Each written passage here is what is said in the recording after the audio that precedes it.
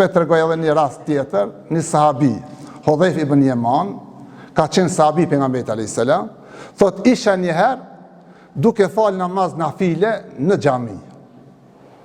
Thot hinja edhe po fali namaz nafile.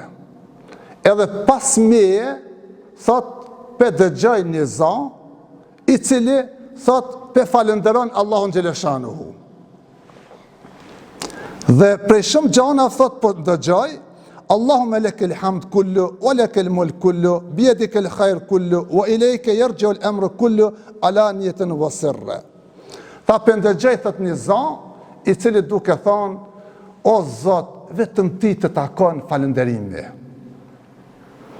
O Zot, mirësit janë në duart e tuja. Qoftë ato mirësit cilët janë të hapta, qoftë ato mirësit cilët janë të fsheta, krejta takon vetëm ti. Walehul mulk, edhe ti takon pushteti, edhe ti takon gjykimi, edhe ti takon sundimi. Mandej, thot për dëgjej duke thonë, Allahumma gfirli, magfiratun min indek.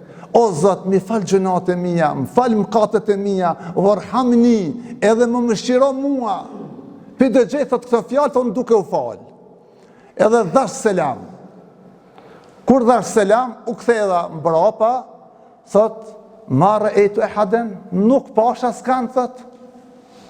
A unë dëgjova shumë lutje dhe shumë dua, madhrim të Allahot, falërim të Allahot, pushteti takon Allahot, gjithë shka, kërkim falje, kërkim shire, tha e dëgjova, edhe tha u habita që s'pash as kanë për mbrapa.